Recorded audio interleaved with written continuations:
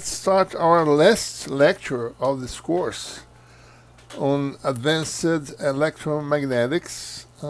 We are going to conclude today this set of 24 lectures, and as many of you might not know, right, this is a course offered. I'm going to repeat the information for some of you who arrived at the last class. You can go to the first one and take the whole course and watch all the videos, 24 videos. This is a course offered by the graduate program in electrical engineering at Federal University of Pernambuco. That's in Recife, is a city in the northeast in Brazil.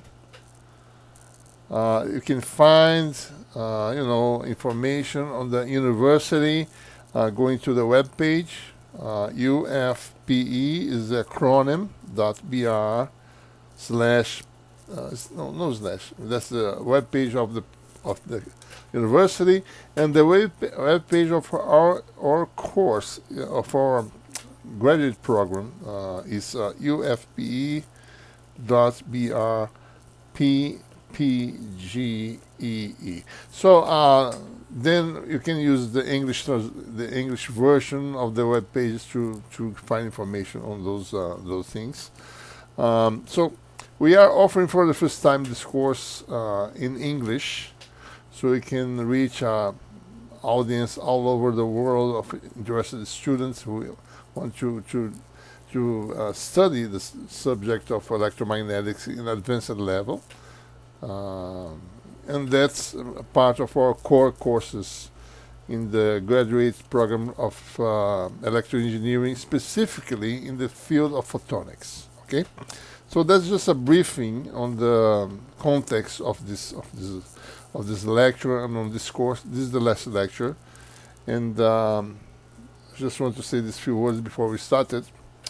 So today we conclude with the course with discussing a little bit on plane wave propagation in linear, homogeneous, and isotropic media. We are going to talk, we're going to see what are the implications on having frequency-dependent, let's say, permittivity, but that could be for permeability as well, or conductivity also. And one of the consequences is that if we are very close or at some distance from an absorption line, they are going to have the phenomenon of attenuation of a signal, of an electromagnetic wave as it propagates on the column of this material. The other consequence is the fact that the parameters depend, the material parameters depend on frequency, and that yields a phenomenon called dispersion. Okay. Information, if you send a wave packet through a medium that has dispersion, this wave packet will spread, okay, and after some time, after some length on the channel, you might lose, all the original wave shape of the packet, and you cannot recognize what the information sent, what was the information that was originally sent. Okay, so reference for this class are those, my ebook, Fontana, Chapter 7. You can find it, here. Just put Fontana on the web page of the university. And also Jackson's Classical Electrodynamics book, sections 6.9, 7.1, 7.8, and 7.9. Okay? Let's assume that we are dealing with, starting with linear and homogeneous and isotropic medium. Just a minute. Give me just a second here. Let me just open my notes here. They are right there. So let's assume that we have a linear homogeneous isotropic medium. So let's assume that the medium has losses. we showed in the last lecture that losses, they can be recognized by looking into the permeability and permittivity of the relative permittivity and permeability of the media, of the medium. You have an imaginary part of the permittivity function or on the permeability function. We are going to assume also that if we have any conductivity, or if the medium is entirely conductive or not, okay, we are going to incorporate the conductivity into the imaginary part of the permittivity, as we discussed in the previous lecture. So, you know, we have an additional factor that is given by this expression that we discussed in the last lecture. So it means that when we have conductivity, we're going to have an additional term like this, okay? And if we don't have any damping dielectric losses, we can drop this term here. If it's only conductive losses, you're going to have only the second term there. So in fact, we are going to incorporate all the losses in dielectric losses or conductive losses into the imaginary part of the permittivity. So that's the only change we have to do in Maxwell's equations. We are going to replace epsilon and mu by the corresponding values at a given frequency, right? So that's what happens. Maxwell's equation just becomes something like this. It's the same. Just use the permittivity and permeability, and we have, and again, those equations yield Helmholtz equations as we demonstrated before. Nothing changed so far. So if we have a field that's either E or H, we have, if we play with those equations, you obtain Helmholtz equation. And now the wave number, which is no longer a wave number, right? Because it's going to have a real imaginary part. So we have to understand what those parts are. So the K parameter, but let's call it wave number, it's going to be omega square root of mu times epsilon. And we can separate into relative values, just put the absolute values as a factor. That gives the wave number in vacuum, okay? And then you have this product, which gives a complex number because those parameters are complex. So this parameter K now is a complex number, right? Is the complex refractive index, as we call N bar. I have a bar on top of it.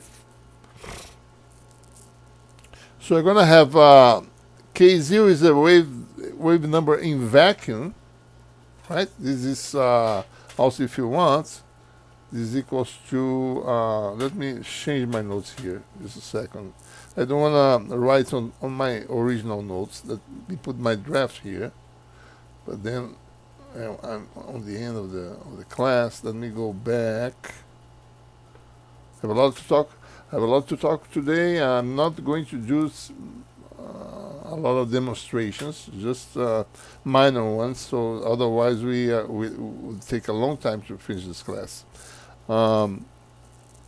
So this equals to 2 pi divided by the wavelength in vacuum, lambda 0. Okay, that's the wave number. So the complex refractive index can be written in terms of this psi parameter, psi, relative psi, okay? And relative psi, we invented this word. We initially invented that in Portuguese, and now I'm inventing an English word for this, which is the relative permittibility. Okay, it's not either permittivity nor permeability. It's a mix of those two. So we are just using that because it resembles the permittivity ladder, which is frequently used, because in most situations, permeability is equals to that of vacuum. So permittibility looks like permittivity. But this parameter, if that was, for instance, if mu was 1, that permittibility would be permittivity, okay? So we define this word permittibility to represent the product of relative quantities, which is a complex quantity. The absolute permittibility is just mu times epsilon. Okay, doesn't have any physical meaning. It's just a parameter, so we can use it sometimes when we need it. Okay. So what happens? I mean, if you have a complex refractive index, it can be separated into real and imaginary parts, right? And the real part is called the refractive index, the traditional refractive index, which we know, from optics. That one that's related. I mean, if let's say that we didn't have any losses, so we would have n bar equals to n, and n square would be, I mean, you wouldn't have any dumping. It would be the product of mu of, it would be the permittibility, relative permittibility, right? So, but that's not the case. We assume that we have losses.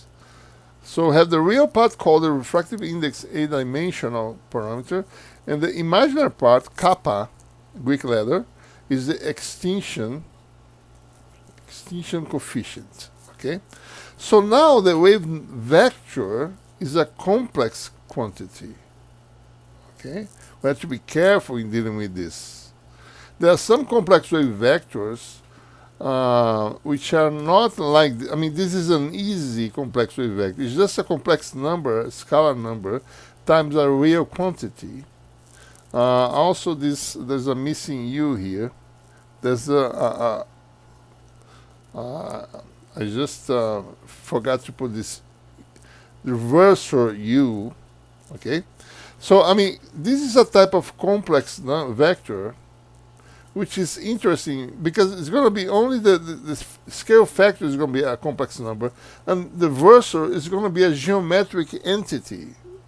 It's a versor that is a real versor, something that's geometric, that has a given direction in space, in 3D space. Okay. On the other hand, there are some other funny and strange, complex vectors that, I mean, the wave vector might be a complex vector in which the versor itself is a complex versor, and that loses the geometric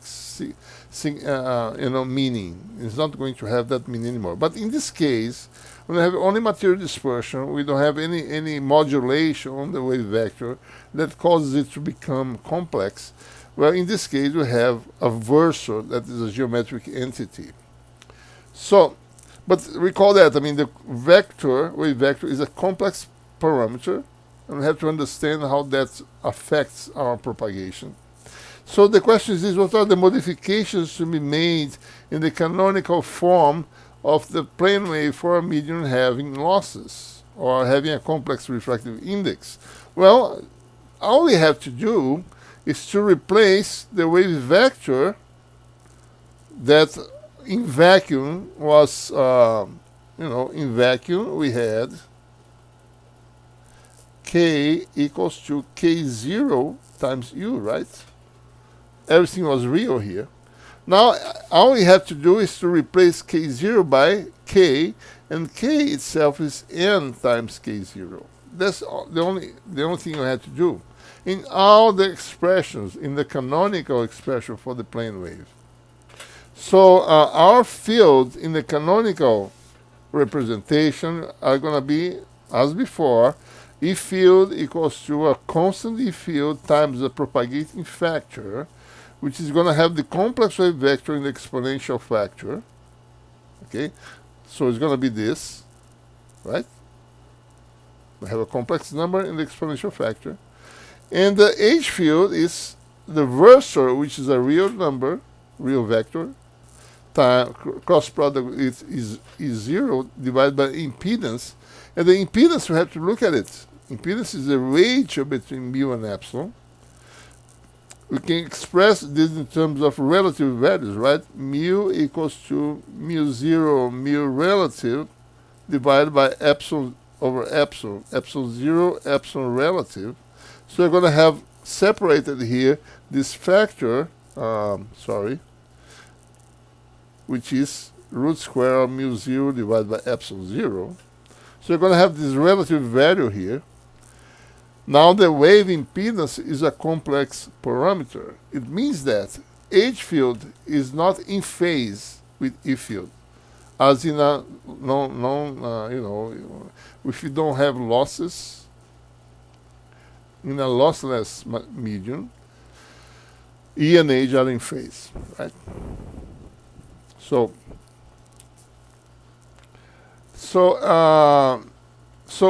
in summary, what happens to the canonical form for a plane wave? All you have to do is to replace K0 by the complex refractive index times K0, which is the complex wave number. And the impedance becomes now, instead of Z0, which is 120 pi, 367 ohms, impedance becomes the ratio between these complex quantities times the impedance Z0. For a medium without lossless media, the refractive index is a real number, so the impedance and the wave number are real numbers, traditional real numbers. On the other hand, if you have lossy media, you have N, the complex parameter, refractive index, Z impedance, wave number are complex numbers. This is what we do, okay? So what are the consequences of having imaginary complex refractive index, complex impedance? Well, one first consequence is that when we propagate a wave through a lossy medium, the wave is going to be attenuated. So let's talk about that, attenuation. Let's consider, for instance, the propagation of a plane wave along a column, okay? A column of length L of lossy, absorbing medium. And let's assume that, the propagation is along the Z direction. So the versor that gives the propagation is AZ. This is the X coordinate, let's say. Y is coming out of the screen, Y. X on the top, Y coming out, and Z to the right. Let's assume that I have a length L of a material, a column of length L.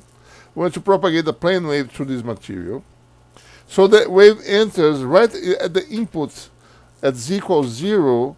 The E field, let's say, is E0AX. Let's assume that E0 is a real number. Okay? So after some length Z, if you go to a reference plane Z here, you're going to have the E field now has this.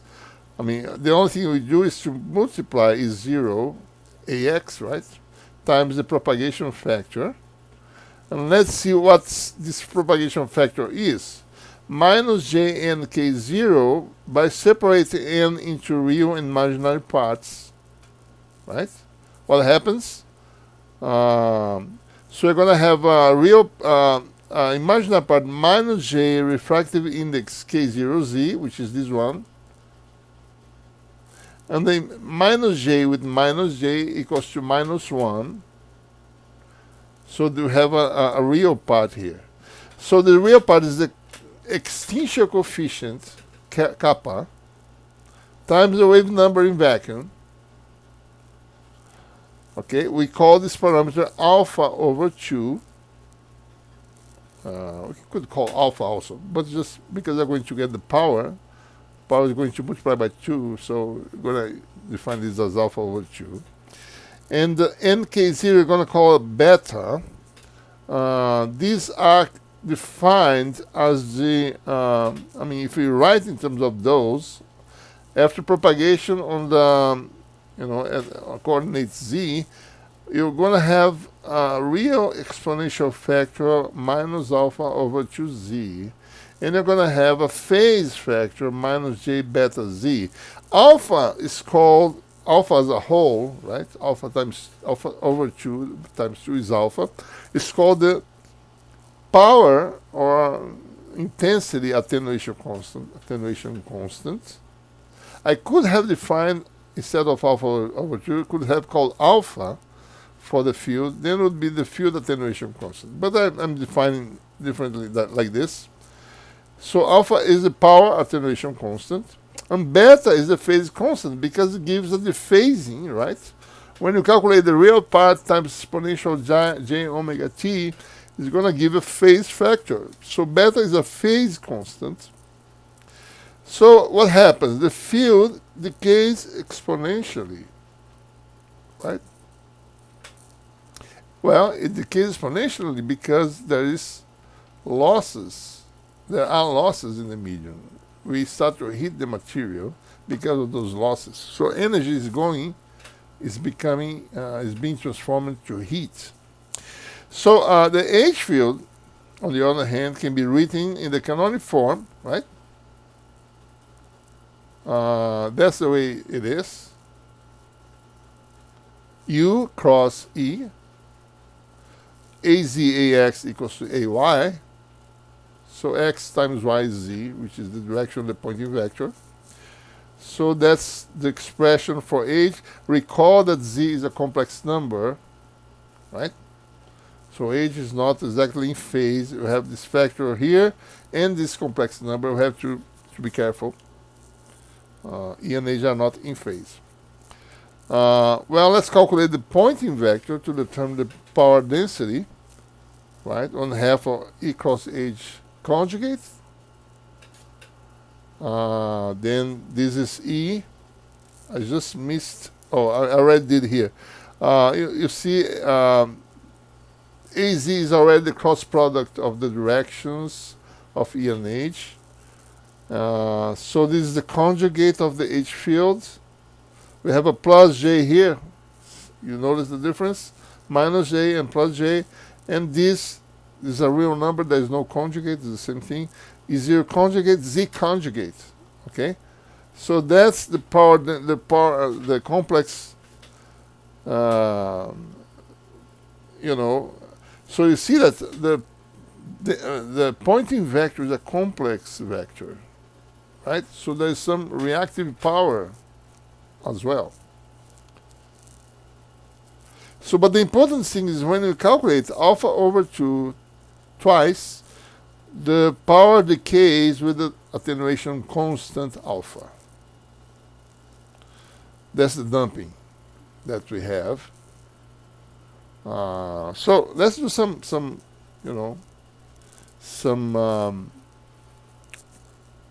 example here. So that's what happens. You see, I mean, if your length is too long, there's nothing coming out on the other side, right? All the power is absorbed in the volume of the column. Nothing comes out. If you make a very long length, for a length equals to 1 over alpha, you have a decay of 1 over E of the intensity of the power density, right? Power density falls down to 1 over E of the starting value, okay? So that gives you a penetration in the column, inverse of the attenuation constant. Let's make a quick example here, okay, just to have an idea of how the transmitted power look like on a medium that has a lorentzian absorption wave shape. Let's assume, in this example, let's calculate the transmittance and the absorbance, okay, of a column of absorbing medium having an absorption line represented by a, let's assume that has a Lorentzian absorption line, centered at the frequency omega 0 with, full width at maximum gamma. Let's assume by the Lorentzian approximation. So let's go back to the permittivity here. These are formulas we developed before, okay? This can be cast you see the epsilon prime can be cast with something like this. There's a delta epsilon being defined here. This delta epsilon, in fact, you see delta epsilon times gamma over 2 is equals to this quantity here. So by doing that, it's more tangible to understand what this is. You see that dimensionally, gamma and omega have the same dimension, which is time to the minus 1 square divided by time to the minus 1 square, cancels out. So this is, the peak. When omega minus omega 0 equals gamma over 2,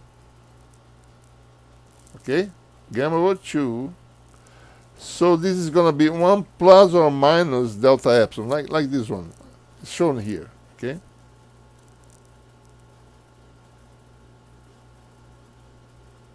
Yeah. So, so epsilon prime on resonance is 0. I mean, not 0. This is wrong here. I have to fix it. It's 1, right? So the change is 0. Is 1 plus 0 is 1. And epsilon 0 plus or minus half of the line width is going to be 1 minus or plus delta epsilon over 2, right? So there's an increase of delta epsilon over 2 or other reduction as you move away by half of a line width. Epsilon 2 prime on resonance, on the other hand, if you look at this one, this is going to be gamma over 2 squared. This is going to be gamma over 2 squared times 2, so it's going to be half of that. So the permittivity falls down to half of the maximum value, right? So these are the properties. Let's assume that this delta epsilon is very small. Okay. Change this color here so you can see it. Let me just fix my notes here quickly before I forget. Let me put that one there so I can replace the notes. Let me go here just a second. Before I forget, I have to use the opportunity to fix it right now, otherwise I forget. So that's my original notes. I will replace the notes that we have on our web page by this new one, updated one. So,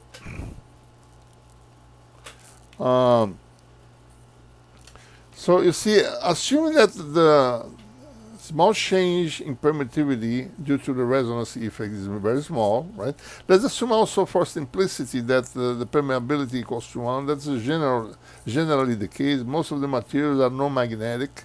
They always have a permeability close to mu0. We're talking about, of course, we have to consider different situations, but in many cases we have that.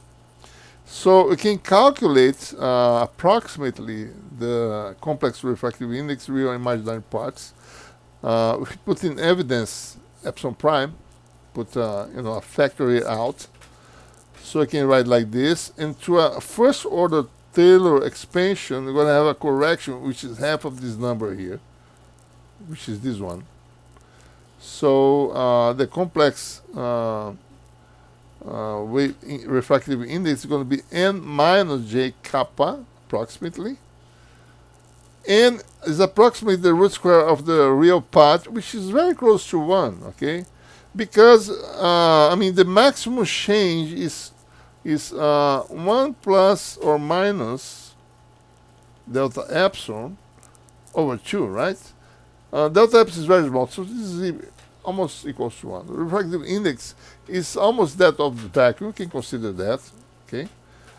The only important fact that we have to consider is the extinction coefficient, which is the imaginary part. Epsilon 2 prime divided by epsilon prime times the root square divided by 2 is going to be this number here. Extinction coefficient, which is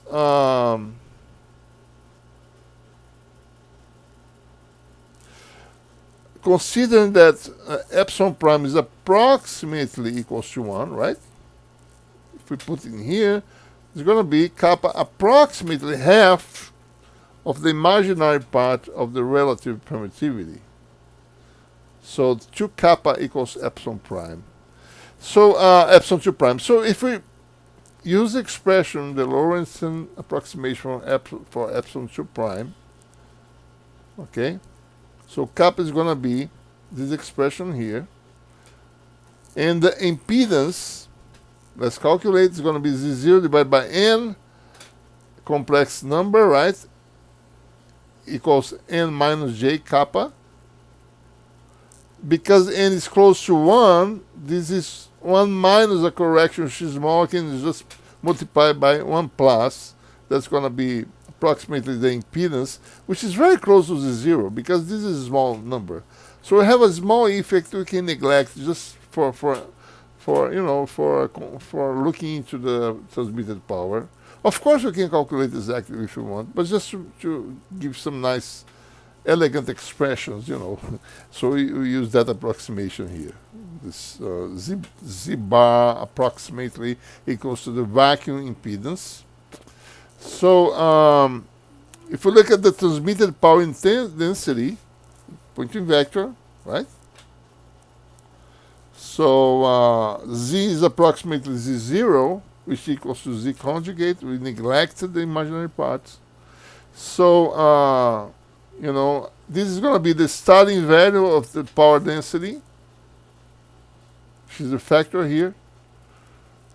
So again, another typo here. Poynting vector is SZAZ. Let me fix it right there.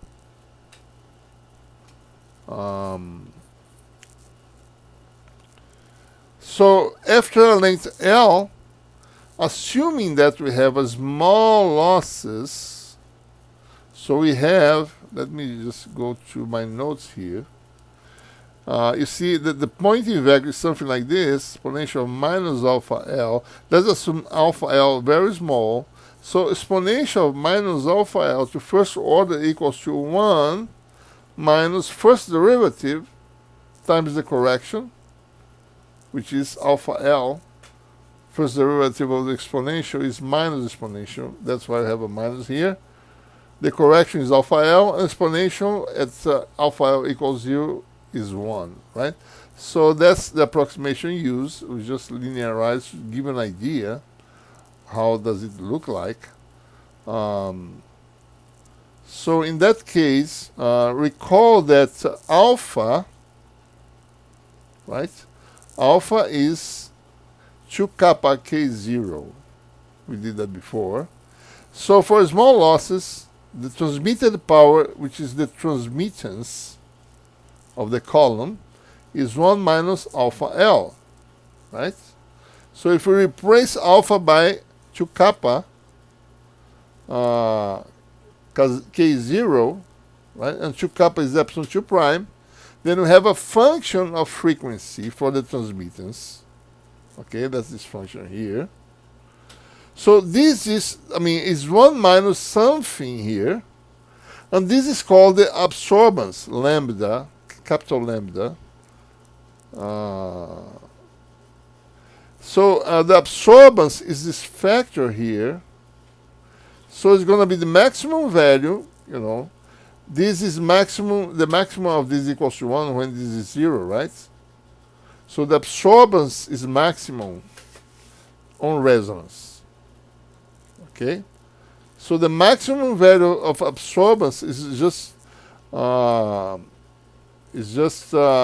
looking at its wave number times L, which is the total phase pickup, times delta epsilon, which is a small number. This might be a large number. It's not a large number because we are considering small losses, okay? But just to give you an idea, this might be large because this is L over lambda. This might be a large number, okay? So it's going to be, even if it's small, might be a, you can have a measurable, effect. So the maximum absorbance occurs at resonance, which is K0L times delta epsilon. Okay. So that's what we have. If you look at the transmittance, you're going to see, transmittance equals to 1 over resonance. then it's going to drop down to the minimum transmittance, which is 1 minus the maximum absorbance. Then you go back, you know. So this is a width typically observed in a transmittance. If you have a laser, for instance, have a column, transmit a laser and measure as a function of wavelength, you can see the line, the absorption line, okay? In fact, we use that to measure how much, for instance, we can measure gas, have a specific gas which is in a column, okay? Let me just make some drawings here. Have a column of material and have a gas, okay, with a density N. You can shine a laser. For instance, if you know the absorption wavelength of the gas has a very narrow line, absorption line, okay? So you can have a laser and scan, you can scan the wavelength across the line, across the absorption line, and you're going to observe an absorption effect. If you measure the features of this absorption line, you can determine how much gas you have in the column. So you can measure, you know, gas concentration, for instance, by doing this type of measurements. But just by looking at the depth of this absorption, right? So that's an important application. Conversely, if you look at the, you know, at the absorbance is going to peak. That's the line I just showed you.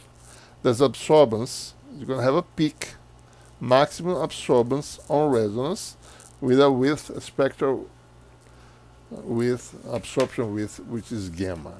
Okay? So that's what we had to talk about, attenuation. Now we're going to talk about the second phenomenon that's very interesting and very peculiar, when we have frequency-dependent material parameter properties. So we are going to talk about dispersion. We just showed you, we are talking about material properties. One type of dispersion is that due to the material properties, the fact that the permittivity or permeability have a frequency-dependent refractive index, for instance, right? Refractive index changes with wavelength or with frequency. They don't have some sort of dispersion called the material dispersion. There's another type of dispersion called the waveguide dispersion. When you have a wave that you confine that wave to a waveguide, to an optical fiber or to a metallic waveguide, the phase constant is going to depend on the geometry of the structure. Okay? So the phase constant is going to depend on a nonlinear fashion on the frequency. When that happens, it means that the velocity depends on the frequency. So dispersion is the fact that your phase constant, which appears the real number there, right? Beta L, right? Phase constant is a function traditionally in a non-dispersive medium. This would be omega over c, right? But when you have dispersion, when you have a material medium, you have beta equals to omega over c. So there's a linear relation, right? If you make a plot, it's like this, beta versus omega.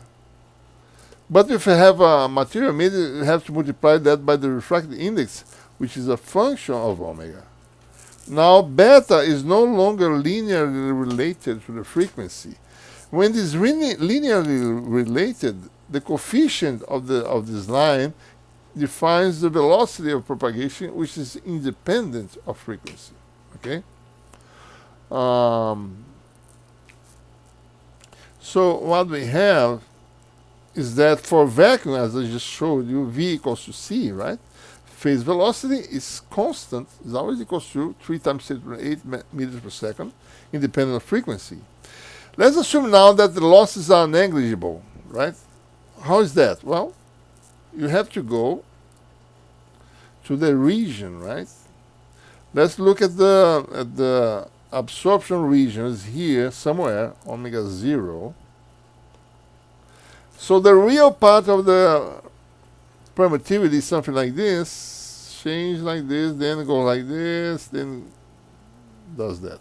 Well, we are assuming that we are far away from that. We are in this region here, in which the losses, which is the peak, if you look at the imaginary part of the permittivity or of the complex refractive index, we have a peak on resonance. We are far away. We are in this region, no losses. But we have some dispersion, some change of the refractive index taking place as a function of frequency. You have n of omega, even though it's a slow variation, but that slow variation makes an important, plays an important role in determining the capacity of sending information through a channel, okay? So that's what we have. Now, we have now that the velocity, right, is c divided by the refractive index, which is a function of frequency. So v is a function of the frequency. V depends on the frequency.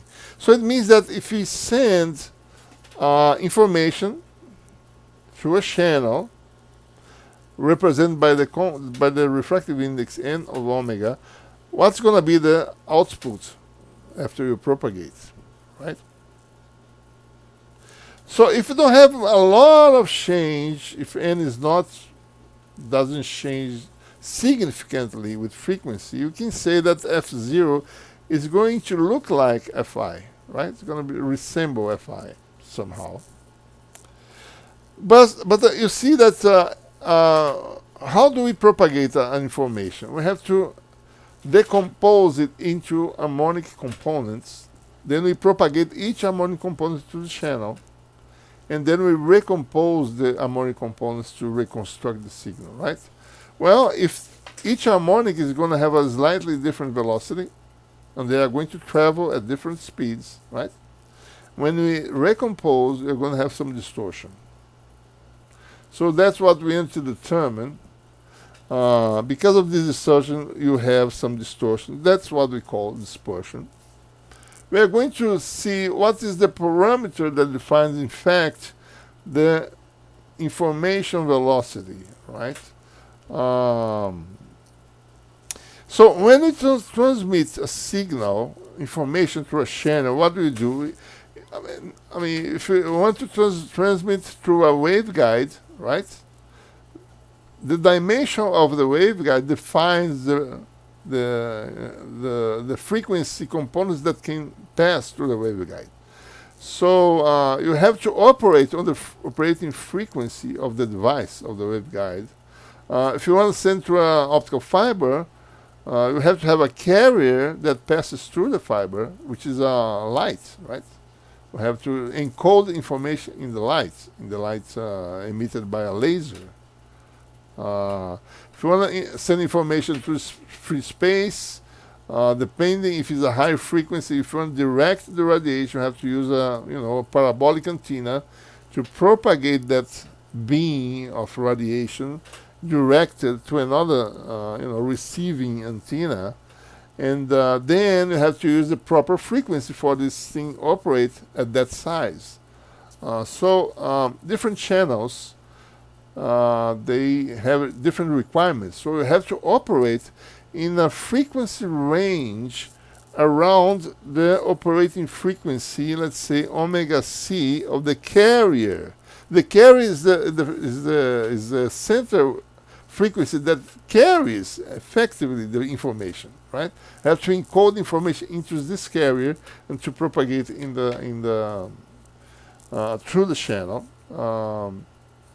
So in general, we have a carrier frequency omega c, okay, omega c, right?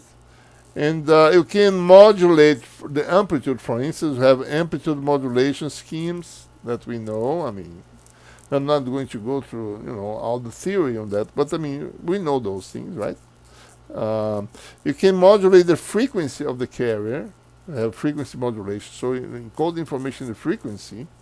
You can also encode a sequence of digital pulses. You can modulate a light beam from a laser.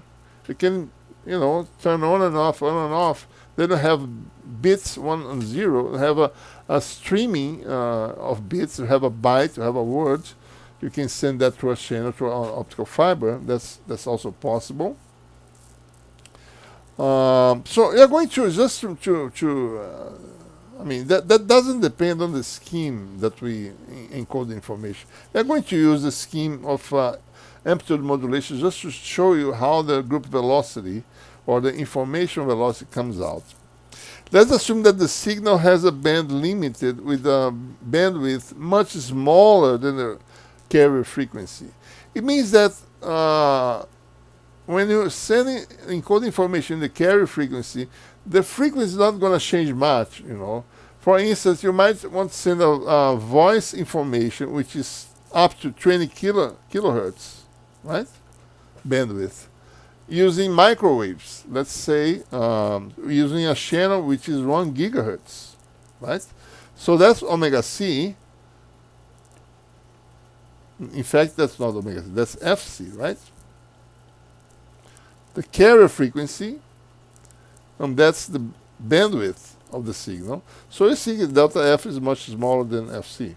So the properties of the device, you can assume that the device is operating at 1 gigahertz because the changes around 1 gigahertz are very small. You can assume that information is being sent by that. So this is the schematics on sending information to a channel. You have originally the information you want to send. In amplitude modulation, you multiply with, we have a multiplier, a circuit that multiplies information with a carrier, which is an harmonic cosine, omega ct. Then you have an input signal into your channel. That's the modulation. Then what do? You decompose these into harmonic components. You're going to have different harmonic components. A narrow band, it's going to be harmonic components around omega c with a width, which is the bandwidth. Then we send through the channel. Well, sending through the channel is multiplying each Fourier component by the propagating factor, which is the phase factor times the length exponential minus j beta L. Okay. Then you have the output of each harmonic component, right? Then what you do, you recompose, you make an inverse process in which you recover the outputs. The output is here, it still has the carrier, then you remove the carrier, you have the information. Okay? You still have the carrier here, SO, right? So we have to remove that. You can do that. You can do a filtering, you can do heterodyne detection on other schemes. So information signal, let's call it ft. When you make a modulation, it's going to be f cosine. F might be some crazy signal like this, F is going to have a spectrum, which you're going to just show how it is, but the spectrum has Fourier components, which has magnitude and phase. We calculate, you can, combine the Fourier components, use the Fourier transform to do that. Fourier components of j omega td omega to calculate ft. You decompose into a Fourier transform, right? So that this thing is a complex. You see that I have positive and negative frequencies here. This is a complex parameter. It has a magnitude and a phase. The magnitude has this behavior. Is even I'm going to show that, right? I'm just advancing that information. The magnitude is represented by this one. The phase is something like this, and that's the width delta omega on either side around omega equals 0. So the total bandwidth of the information is delta omega approximately. Okay. Let's look at the properties of the Fourier transform. We are talking about a real signal, real information, right? This is a real number, a set of real numbers as a function of time. The Fourier transform can be calculated using this well, we call this inverse Fourier transform, right? Because ft, I just showed you, this is called the Fourier transform. If we use the properties of the delta function, if we multiply by exponential minus j omega t, right, on the other side, and integrate in time, you're going to have a delta function coming up on the left-hand side. They don't have a 2 pi, so that's why we have a 2 pi here, okay? The inverse Fourier transform is given by this expression. So what happens for a real signal? The conjugate of f equals to f. So if we apply that to the Fourier transform, f conjugate, okay, which is going to the conjugate of the spectrum, exponential of minus j now. I can make a change of variables here. I can call omega prime. Let me just do that here. In this, I make a change of variables. Omega prime equals to minus omega. So this is going to become f of minus omega. Let's put the prime here. Minus omega prime. The omega is equals to minus the omega prime, right? So this is going to be minus. And here, minus is going to be plus omega prime. And here would be from plus to minus. Would be from plus infinity, right? When omega equals to minus infinity, omega prime equals to plus infinity, and vice versa, minus infinity, right? So we change again the signal here, we change the limits, so we're going to have back our thing that we had before. So that's what happens. That's what happens with change of variable. We have this integral. So if we equate f with f conjugate, let's write f here. Ft equals integral from the omega f omega exponential of j omega t. Because expansion is unique, f and f conjugate are equal, we have to have these coefficients equal, okay? So it means that f omega is f conjugate of minus omega, or f minus omega, just change minus omega to omega, f minus omega equals to f conjugate of omega. So that's where we obtain the properties that we're talking about. If we write f in terms of magnitude and phase, it means that obviously, right, the magnitude must be an odd function, an even function, right? Because of that, f of minus omega magnitude is equals f omega, and the conjugate goes exponential minus j phi, and f of minus omega is going to be a phase of minus omega. So we have the phase is an odd function, and that's why we have this property we just showed you, right? Magnitude is even and phase is odd. Okay?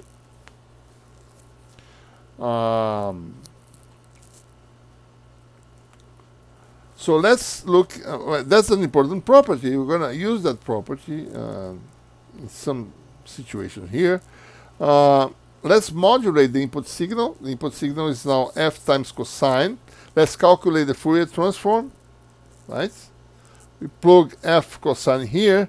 Now we can use cosine of omega ct is a sum on half exponential plus the conjugate, right? So the Fourier transform equals to s times exponential of minus here, this minus, not plus, minus j omega t, right? Yes. Well, that must be minus, yeah, minus j omega t, which is the definition that we, the Fourier transform is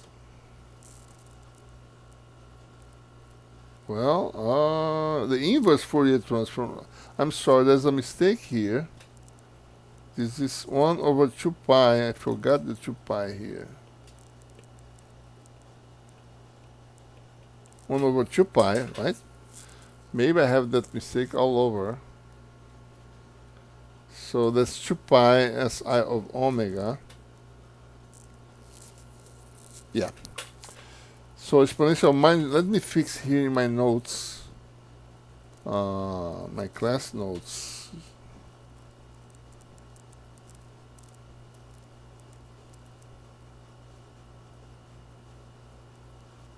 You know, I changed the sign. Yeah, that's a Fourier transform, 1 over 2 pi, that's minus there, right? So here, we have to fix it. Let me fix here. That's 1 over 2 pi, and that's a minus here, okay? We are going to assume that our carrier can be decomposed like this. So we're going to have, well, in fact, we're going to have 2 pi here, 2 pi Si, right? And 2 pi here. The 2 pi, I forgot the 2 pi. So it's going to be half. I combine the omega c with omega, minus with minus, plus the conjugate. So it's 1/2 plus the conjugate. Of course, this is the transform at omega minus omega c plus the conjugate. Okay, I'll fix it here in my notes so I don't keep doing it wrong, right? So there's 2 pi here. Okay, so so what happens? The spectrum of the input signal modulated is displaced by omega c to the right, and the conjugate would be to the other side, f omega plus omega c. So the spectrum, if f omega is like this, and the phase, the modulated signal is going to be displaced by, it's going to be half, right? 1/2. So it's going to be half of the height. It's going to be something like this to the right, and the other lobe on the left, negative frequency component. The phase is going to be shifted like this, and the phase is going to be shifted like that. So that's an odd function. You see, here is opposite sign as here. Here is opposite sign as there. Okay? So I have those properties maintained because input signal is real, which is f cosine. Okay, we still have the same properties. Side lobes that are shifted by omega c. That's what we do, in fact. Let's do the propagation now. Let's hope that we don't have a lot of mistakes here. So we propagate each harmonic component by a factor, is modulated by a factor exponential of minus j beta L. Beta is the phase constant, L is the channel length. So the output spectrum is going to be a phase factor times the input spectrum, right? And then we have the output, now it's correct, the Fourier transform, right? The output can be calculated by inputting this spectrum, Fourier transform, exponential j omega t. So here there's a missing 2 pi. So this is the spectrum, right? SO of t. This is correct. This is not wrong. It's going to be something like this. Okay, plus the conjugate. Now we are going to play a little bit, do some calculations, some approximations to understand what's going to be this thing here. Okay. We assume that the width is much more than the carrier frequency, as we mentioned before, so that the function, the phase function, which is a function of frequency, right, because of n, can be expanded around the center frequency. So in this process, we are going to linearize. Recall that beta, like again, is omega over c n of omega. we're going to expand this expression here. Beta is approximately the value at center frequency, beta c. So beta c is omega c over c times n of omega c, plus the first derivative at omega c times the correction omega minus omega c. By doing this, we have a non-linear function. I'm linearizing it. We have a coefficient here, linear function of omega minus omega c. Okay? That's what we're going to do. So that's exactly this first order approximation. And here we have a parameter that has the dimension of velocity. The beta, the omega, the inverse is the omega, the beta, the derivative of omega relative to beta at the center frequency, which is 1 over the beta the omega at the center frequency. This has the dimension of velocity because it's time to the minus 1 and length to the minus 1. That's velocity. So we can write beta, linearize it as this expression. Then we can plug that. You see, you're going to have all these terms here appearing in the exponent. And I'm going to let you do the algebra, okay? You can assemble things here. And also, the integration is over minus infinity to plus infinity. But recall that this function here only exists on a bandwidth around omega c, right? I'm missing here the complex conjugate. Also here, plus complex conjugate. It's not showing here. So I have a complex conjugate which is on the other side. So this is plus complex conjugate. Let me fix that. Here, I think this is right. So this is all right. Plus complex conjugate, plus complex conjugate. So after we rearrange things here, you see, for instance, this thing here can go out of the integral. Omega CL over Vg and this one, this factor here, can go out of the integral. J omega and J omega are maintained. They have the same coefficient. You have T minus L over Vg. And you have beta CL minus omega C L over Vg, okay? So let's see what happens here. After we missing the complex conjugate here, plus complex conjugate here. Let me see if it's right.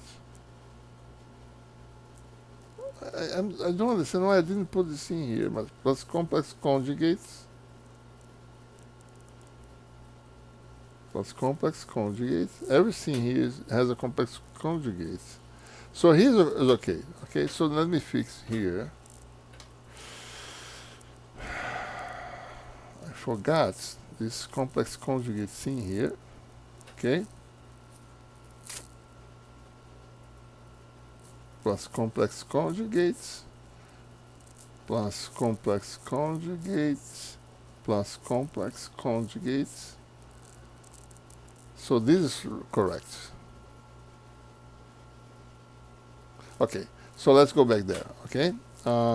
So when we rearrange things, when we make I'm integrating across omega c minus delta omega to omega c plus delta omega, I make a change of variables. Omega minus omega c equals to an integration variable omega prime.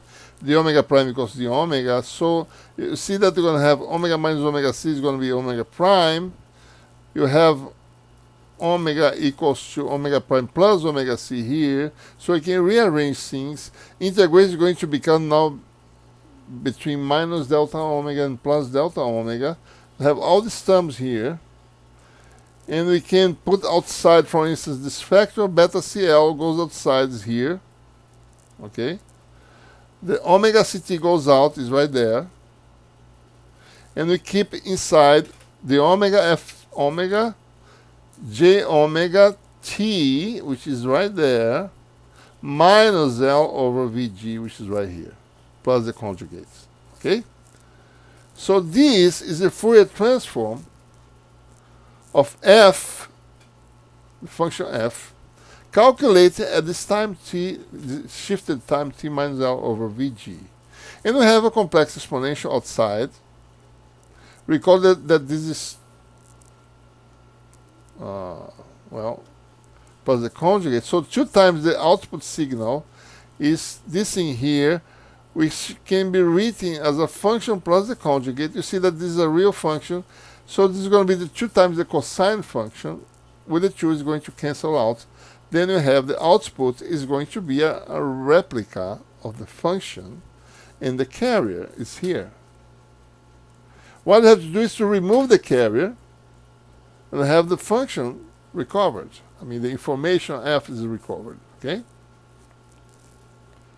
So what happens, well, so it means that the function f, that's the information, it, you know, properly said, the information propagates over length L with a velocity which is given by Vg. I just showed what Vg is, right? Vg is the coefficient here. Vg equals to the omega, the beta at omega c, or the beta, the omega, to the minus 1 at beta c, or omega c also, as well, right? At omega c, to the minus 1. That's a velocity which is called the group velocity. So information propagates with the group velocity. This is the only phase, right? There's a carrier. Carrier doesn't have information. This shows that the carrier propagates, not the, doesn't propagate, the phase of the carrier, there's a phase shift, okay? And the surface of constant phase moves with the phase velocity because it's the ratio between omega and beta. Okay, I mean the phase is constant when this is constant, and this is constant at a velocity omega over beta. But this doesn't have any information, right? It just means that when you look into the, let's say you have a wave packet that's modulated, what we would see would be a carrier moving across the packet. But the packet itself, the center of the packet, moves with the velocity of g, even though the carrier might be sliding through the packet, okay? But the information is not the carrier, information is the packet itself. So that's what happens. So the velocity of propagation, information propagates at the velocity given by what we call the group velocity, which is given by this expression here. The derivative, instead of being omega over beta, is the derivative. So if we look at the dispersion diagram of a material, let's say that has this blue curve, which is a nonlinear curve, right? Omega versus beta. Phase velocity is the slope. Omega is a tangent of alpha. Omega divided by beta. And the group velocity is the slope of the curve, the omega, the beta. Okay? That's the difference. You see here, for instance, in this example, phase velocity is higher, group velocity is smaller, but the information propagates with the group velocity. Of course, in regions when we have anomalous dispersion, group velocity loses meaning because we have some, you know, some crazy values of the group velocity, which don't mean propagation of information. Because you cannot compare information anymore. You distort so much. When you are having anomalous dispersion, the information is so much distorted that when it goes outside output, you don't know how to compare to the input. So the velocity loses meaning. Okay. So well, it's important to. I mean, we are going to consider that in the follow-up course. We're going to calculate what's the effect effectively on a wave packet. If you take into account, we are going to do an example also at the end of this lecture today. We can observe the dispersion itself, by looking into the frequency dependence of the group velocity. Okay, what are the effects that are observed? One of them is called chirping. Okay, for instance, we have a wave packet in space modulated. You see that the carrier frequency changes across the packet. This is called chirping, either spatially or temporally. Okay, spatial frequency or temporal frequency vary across the space or time coordinates. And also, dispersion gives a spreading of the pulse as it propagates. Okay. The pulse decreases amplitude and increases width. I mean, the total energy, it doesn't mean loss. Amplitude decreases, but the width increases. The total energy is still the same in the packets. Okay, so dispersion means that literally you disperse the packet. It just spreads away. Okay, so that's what we observe.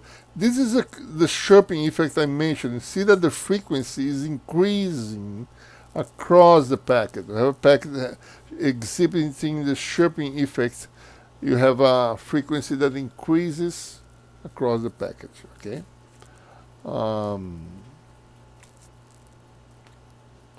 Let's take a look. How is the group velocity changed due to material dispersion? Let's make a quick example here.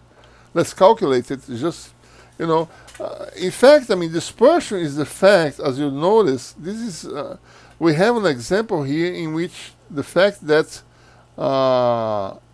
phase constant and frequency are non-linearly related. But I mean, in a waveguide, you can have a function that is not exactly this one, but have a non-linear function. If you have a non-linear function, it means that the velocity, c over in fact, is omega over beta is a function of frequency, right? It's not a constant. And this is phase velocity, so it means that you're going to have distortion, and the information propagates with the group velocity. Let's see what is the group velocity due to material dispersion. Let's assume this type of dispersion here, we just mentioned. So we can calculate the derivative, right? Chain rule here. N divided by C times the derivative of omega is 1 plus omega over C, the omega. Then you can calculate, this is 1 over Vg, which is given by that. That's the phase velocity. C over N is 1 over Vp. This is omega over C. So this is, C equals to N times Vp.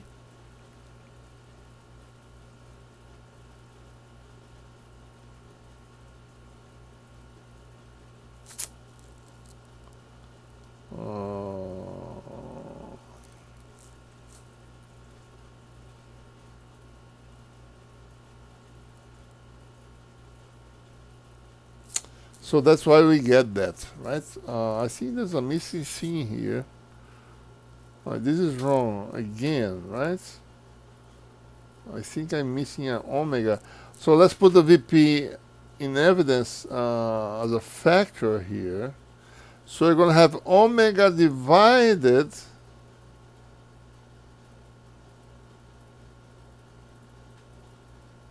by N. I'm missing omega here, okay? Another mistake. Let me just do that. You're supposed to have an omega here. Okay, because NVP, omega over NVP is factored out. Vp to the minus 1. Then you have an omega here. Because otherwise would be a dimension would be wrong, right? So let me fix it. So I have to fix the class notes. I'm sorry, guys, because there's so many typos. So let me do that. So I have to fix my class notes here. Let me see here, right? So here is omega over n, and here is omega over n, which I forgot. Let's fix it. There, right? So you see that for normal dispersion, that's the expression for the group velocity. Phase velocity divided by a factor. For normal dispersion, this number here, the md omega, the derivative of n is increasing. It's positive. So this thing here is going to be a number which is additive, is adding. So the group velocity is going to be smaller than the phase velocity because it's larger than 1, okay? 1 plus something is larger than 1. But what happens with a normal dispersion have a negative derivative? This might be even negative, the group velocity. And we don't talk about it because, I mean, that doesn't have any meaning, right? Because as I mentioned to you, we cannot compare the output. The information simply is totally crazy. We don't know what it is anymore. We cannot know what the velocity is. So let's make another example, which is a method of determining maximum length of a channel to transmitting information. That's very frequently used in calculating maximum fiber length, optical fiber length, to sending, optical pulses through a fiber. So let's see how that can be done. Let's assume you have a set, you modulate the light, let's say, you modulate the light, you send bits of information through an optical fiber, okay? Have optical pulsing through an optical fiber. So let's assume a duty cycle in which you have, on and off are equal. The space occupied by information bit is half of the interval. The frequency is the inverse. The data rate that you are sending is a frequency in hertz or gigahertz or whatever, is 1 over t, which is the spacing in time. And what happens, you are using a laser which emits in a monochromatic source, but it has a line width, okay? Has a bandwidth. And because of that bandwidth, we have a maximum length after which you start having intersymbolic interference. It means that the group velocity of the one edge of the frequency spectrum and the group velocity of the other edge, they have different group velocities, and they will arrive at different times, right? So if that happens, it means that you have some, spreading. For instance, the fastest component of this edge of the pulse arrives at a time different from the slowest component. So this thing starts to spreading, it's going to start to spreading. The pulse is going to be spreading due to dispersion. And that's what we want to estimate. Let's assume that our monochromatic source has a small bandwidth. A laser, let's just give some numbers here. A laser in the infrared, 1 micron, a good semiconductor laser, has a line width approximately, 0.1 to 1 at the most nanometers. But in fact, you want to use much smaller than that. You can have DFB lasers, distributed feedback lasers, which have line widths, which is, 0.0001 nanometers. Let's say 0.001 nanometers, right? So that's, this is 10 to the third nanometers, right? So you see 10 to the minus 6 the bandwidth relative to the emitting wavelength. But even so, that small change will give a limitation on the maximum length of channel that I can send information. Which one is this one? So what happens? Due to dispersion, right, as I mentioned, finite source bandwidth, we will have a maximum length after which we have intersymbolic interference. How can we do this calculation? Well, let's assume that we have the source bandwidth is lambda, is a variation in wavelength. The center wavelength is lambda 0, the center angular frequency is omega 0, and the center frequency is f0. So lambda is c over f, right? Or omega is 2 pi times f is omega divided by 2 pi. So I can calculate I can relate the bandwidth in wavelength or in frequency by just calculating the derivative here. Delta lambda, delta omega, the derivative of this function is omega squared minus. So we have a change in lambda corresponding to a change in frequency. I can relate those things, okay? The bandwidth can be related to the frequency bandwidth by this expression here, okay? So what happens? Different wavelength or frequency components propagate with different group velocities. If you have a length L of a channel of an optical fiber, the frequency that goes faster is going to take the minimum time to arrive, right? And the frequency that goes lower takes the longest time. So I can calculate the difference between times, right? The difference between times is the maximum time taken minus the minimum time taken. So I can, relate those to minus L divided by Vg max, L Vg minimum. So we have the delta T. That's the pulse spread that we expect to have. All we have to do to determine the maximum length, let's calculate this delta T here. Let me do this calculation quickly. So delta T equals to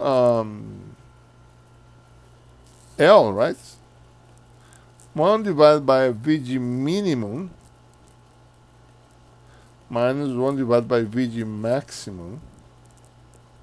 So I can calculate the pulse spread, the uncertainty in time due to the different velocities, equals to L Vg max minus Vg minimum divided by Vg max Vg minimum. So that's L delta Vg, right? The difference in velocities between the different components, divided by the product, which is approximately the center group velocity, which is Vg squared, right? Vg max and Vg minimum are approximately the same. So what happens? How do we determine the maximum spreading? Well, the maximum spreading has to be determined so that the edge, the front edge of the one pulse and the rear edge of the other one, they do not overlap. When we spread the one pulse by delta T or the other one, the maximum spreading is going to be half. This is T over 2. It's going to be half of T over 2. It's going to be T over 4. That's the maximum spread. Okay? So there's a maximum length that's going to give a spread that's going to be T over 4. And T is related to the other rate, so we can relate those things, right? So we can calculate these things.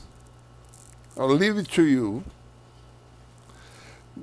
So the maximum spread has to be smaller than T over 4. T is 1 over the other rate, 1 over F. So it means that the L has to be smaller than the maximum value, which is given by this expression here. So you see that delta Vg, okay? So let's just outline to you how to calculate. Delta Vg is the derivative dVg d lambda times the delta lambda. Delta lambda is bandwidth. Okay?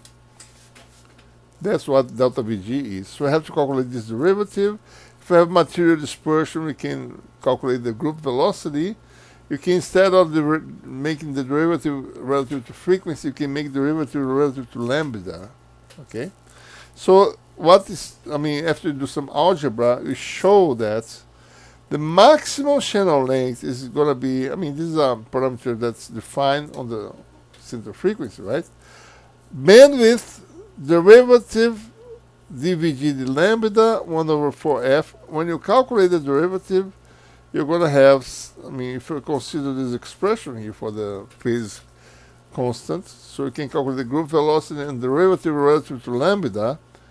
So you can show that the dVg d lambda is given by this expression. Second derivative of the refractive index appears.